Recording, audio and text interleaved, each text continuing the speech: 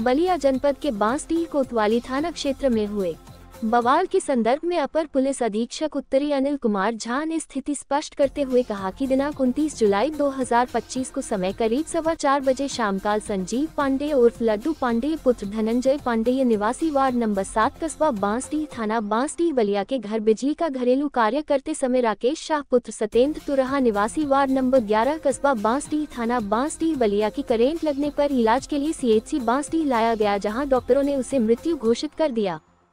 इस सूचना पर थाना बांसडीह पुलिस के द्वारा शव को कब्जे में लेकर पंचायतनामा की कार्यवाही की गई और बुधवार को पोस्टमार्टम की कार्यवाही की गई। पोस्टमार्टम के बाद शव का अंतिम संस्कार करने के लिए परिजन शव को लेकर घर के लिए चले।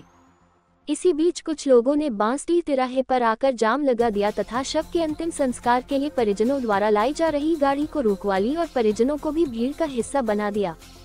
जहां भीड़ के कहने पर परिजनों ने मुकदमा लिखवाने की बात कही तो उनसे तत्काल तहरीर प्राप्त करके सुसंगत धाराओं में मुकदमा पंजीकृत कर लिया गया।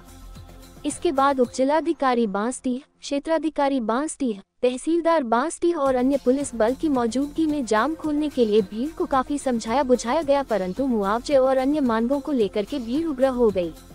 पुलिस के द्वारा हल्का बल प्रयोग कर भीड़ को नियंत्रित किया गया तथा लोगों को समझाकर घर वापस भेज दिया गया तथा शव को परिजनों की सुपुर्दगी में देकर अंतिम संस्कार की कार्यवाही कराई गई। मौके पर शांति कानून व्यवस्था की कोई समस्या नहीं है।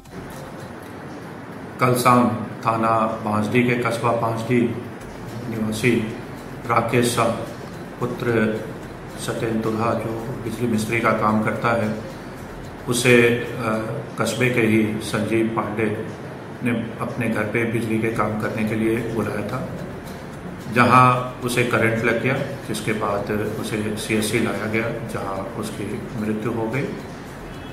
थाना बांसडीह पुलिस को सूचना प्राप्त हुई, मौके पर पुलिस बल पहुंचे। परिजनों से वार्ता करने के पश्चात उसका पंचायतनामा भरा गया तथा सबको पोस्टमार्टम के लिए सदर अस्पताल रवाना किया गया।